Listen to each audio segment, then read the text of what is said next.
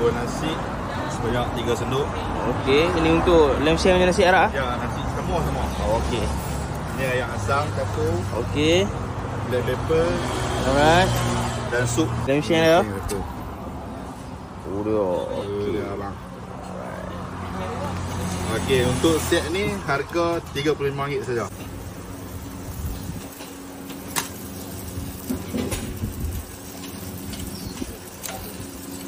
Okey, ni set kambing nasi sama tadi 3.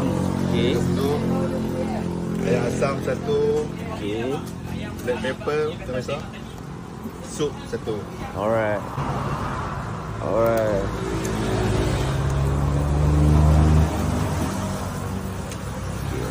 Ni set ni RM20.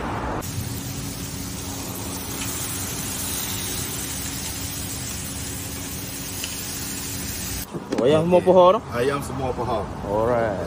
Ayam L. Ayam bakar tu. Ayam bakar. Untuk set ni harga RM15.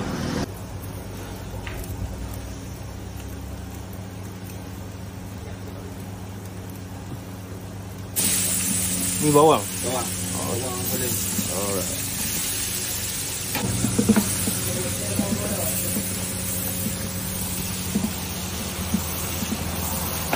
Bahannya Okey, ada apa tu? ada kita buat ada kayu manis, pisang putih, buah belaga.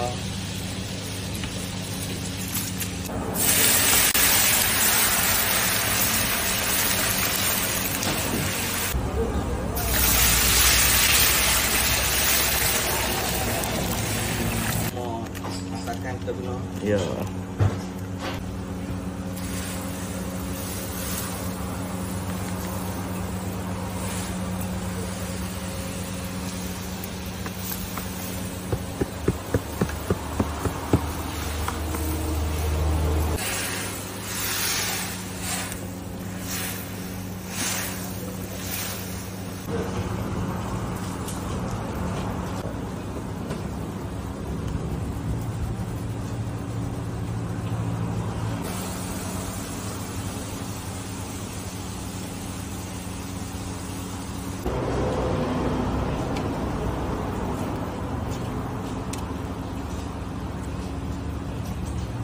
Niaga setiap Ramadan, setiap hari daripada 3 hari bulan sampai 28 Ramadan.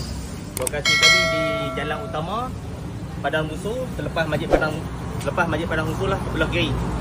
Waktu niaga kami pukul 4 petang sampai pukul 7 petang.